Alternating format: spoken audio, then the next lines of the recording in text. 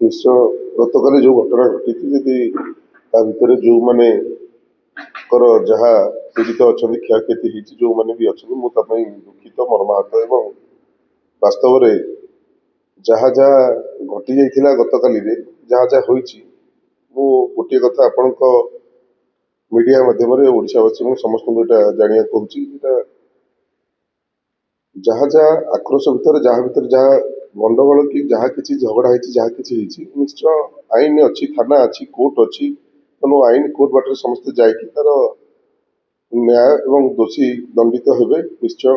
ତେଣୁ ଆ ପାଇଁ ବିରୋଧୀ ଦଳ ସରକାର ବିଜୁ ଜନତା ଦଳର ଏବଂ ପୂର୍ବତନ ବିଧାୟକ ଅନ୍ୟାନ୍ୟମାନେ ରାଜନୈତିକ ଆଖଡ଼ା କରି ସେ ଯେଉଁ ଯାତ୍ରା ବିଭଉଛନ୍ତି ଆର କୌଣସି ମାନେ ନାହିଁ କି କୌଣସି ମତଲବ ନାହିଁ ଏବଂ ମୁଁ ବାରମ୍ବାର କହି ରଖୁଛି ଏଥିରେ ମୁଁ ସଦାସର୍ବଦା କହି ରଖିଛି ଆଗରୁ ଏବେ ବି କହୁଛି ଯେଉଁମାନେ ଗଣ୍ଡଗୋଳ କରୁଛନ୍ତି ବିଗତ ଦିନରେ କରିଥିଲେ ଯେଉଁମାନେ ସେ ଶାସକ ଦଳ ରୁହନ୍ତୁ ସେ ବିରୋଧୀ ଦଳ ରୁହନ୍ତୁ ସମସ୍ତେ ଦେଖିଥିବେ ଆଇନ ଅନୁଯାୟୀ ଦଣ୍ଡିତ ହେଇଛନ୍ତି ଏବଂ ଆଗକୁ ମଧ୍ୟ ଏଭଳିଆ ବର୍ବର ଯାହା କେସ୍ ହେଇଛି ଯେଉଁମାନେ ଏଥିରେ ସଂଶ୍ଳିଷ୍ଟ ଅଛନ୍ତି ଯେଉଁ ବି କେସ୍ ହେଇଛି ଏଥିରେ ନିଶ୍ଚୟ ଆଇନରେ ସେମାନେ ଦଣ୍ଡିତ ହେବେ। ଯେତେବେଳେ ଦେଖୁଛନ୍ତି ଧର୍ମଶାଳାର ପୂର୍ବତନ ବିଧାୟକ ଏବଂ ବିଜୁ ଜନତା ଦଳର ଅନ୍ୟାନ୍ୟ ନେତୃତ୍ୱମାନେ ଧର୍ମଶାଳାରେ ତାଙ୍କର ନା ଲୋକପ୍ରିୟତା ଆଗରୁ ଥିଲା ନା ଲୋକପ୍ରିୟତା ଏବେ ଅଛି।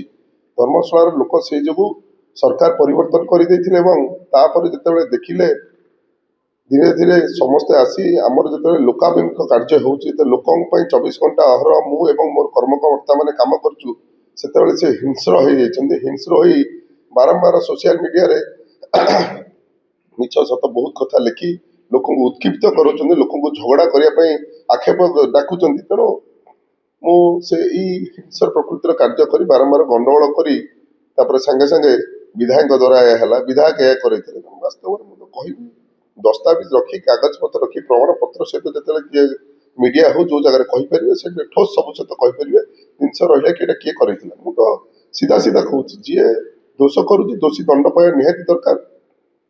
ସେ ମୋ ପାଖକୁ ବି ଆସିପାରନ୍ତୁ ମୁଁ ବି କହିପାରେ ଏବଂ ଯାହା ପାଖକୁ ଯିବେ ସେ ଜିନିଷ କହିପାରେ। ମୁଁ ଆପଣ ଦେଖିଥିବେ ସରକାର ପରିବର୍ତ୍ତନ ପରଠୁ ଯେଉଁମାନେ ଯେତେ ସ୍କାମ୍ ହେଇଛି ଯେଉଁମାନେ ସେ ପୋଲିସ ଏସ୍ଆଇ ସ୍କାମ୍ ହଉ ଯେଉଁ ସ୍କାମ୍ ହେଇଛି ପ୍ରାୟ ସବୁ ଦୋଷୀ ଯୋଉଠି ନା ଯୋଉଠି ଅଛନ୍ତି ସମସ୍ତେ ବନ୍ଧା ହେଇଛନ୍ତି ଏବଂ ଜେଲ୍ ବି ଯାଇଛନ୍ତି। ଧର୍ମଶାଳାର ବିଧାୟକ ହିସାବରେ ଧର୍ମଶାଳାର ସମସ୍ତ ଜନସାଧାରଣ ମୋର ମୁଁ ତାଙ୍କର ଏଥିରେ କିଏ କାହାର କାହା ସମର୍ଥକ ସେମିତି କିଛି ନଥାଏ।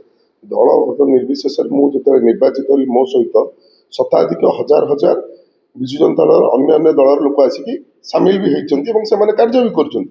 ତାହେଲେ ଏଠି କାହାକୁ କହିବା କିଏ କାହା ଲୋକ ତାଙ୍କ ଲୋକ ଥିଲେ କ'ଣ ଥିଲେ କେମିତି ଚିହ୍ନଟ କରିବା ଏଇଟା ଗୋଟେ ମୁଁ ବାରମ୍ବାର ଆପଣ କହିବି ଏଇଟା ଗୋଟେ ରାଜନୈତିକ ସ୍ତରରେ ଯେତେବେଳେ ତାଙ୍କର ହ୍ରାସ ପାଉଛି ସିଏ ସେତେବେଳେ ହିଂସ୍ର ହେଉଛନ୍ତି ଏବଂ ସେ ହିଂସ୍ର ଆକ୍ରୋଶରେ ସେ ସବୁବେଳେ ଏଇ ଭୋଜି କରିବା ଏଇ ଜିନିଷ କରିବା ମଦ ମାଂସରେ ଭୋଜି କରିବା ଏମିତି ଜିନିଷ କରିକି ଲୋକଙ୍କୁ ଉସ୍କେଇବା ସୋସିଆଲ ମିଡ଼ିଆରେ ଯେଉଁ ନେଗେଟିଭିଟି ଜିନିଷ ଲେଖିକି ଲୋକଙ୍କୁ ଝଗଡ଼ା କରିବା ଏ କରି ଜିନିଷ କରୁଛନ୍ତି। ମୁଁ ବାରମ୍ବାର କହୁଛି 147ଟି ନିର୍ବାଚନ ମଣ୍ଡଳୀରେ ଆଉ କାହାପରେ କେଉଁ ପୂର୍ବତନ ବିଧାୟକ କାହାପରେ କିଛି ହେଉନି କ'ଣ ଧର୍ମଶାଳା ସବୁ ହେଇଯାଉଛି କ'ଣ ପାଇଁ ଜିନିଷ ହେଉଛି କ'ଣ ପାଇଁ ତମେ ଏତେ ହିଂସ୍ର ସ୍ତରକୁ କାହିଁ ଯାଉଛ କାହିଁ ଏମିତି କରୁଛ ଆଉ ତ କେଉଁଠି ହେଉନି। ମୁଁ ତ ଯେତେବେଳେ ଦେଖିଥିବେ ବିଗତ ଦିନରେ ପଞ୍ଚାୟତ ସମିତି ବୈଠକ ଯେତେବେଳେ ଥିଲା ଧର୍ମଶାଳା ପୂର୍ବତନ ବିଧାୟକ ଭାଇ ପ୍ରଭାତ ବଳବନ୍ତରାୟ ଚେୟାରମ୍ୟାନ୍ ଥିଲେ ପଞ୍ଚାୟତ ସମିତି ବୈଠକ ଡାକିଥିଲୁ ବସିଥିଲୁ ଆସ ଲୋକଙ୍କ କାମ କରିବା ମିଶିକି କରିବା ଆମେ ଏବେ ବି କହୁଛୁ ଆସ ଲୋକଙ୍କ କାମ କରିବା ମୋ ସହିତ ଆସ ମିଶିକି ଲୋକଙ୍କ କାମ କରିବା।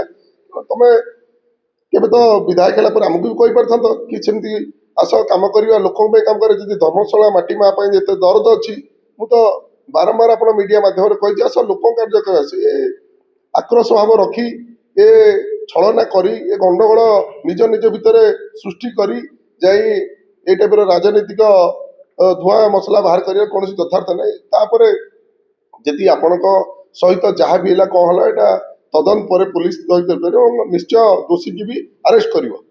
ଆପଣ ଏଇଠି ଧର୍ମଶାଳା ଅଛି ଜେନାପୁର ଅଛି ଯାଜପୁର ଏସ୍ପି ଅଛି ଆପଣ ଏଇଠି ଏଫଆଇଆର ଦେଇପାରିଥାନ୍ତେ।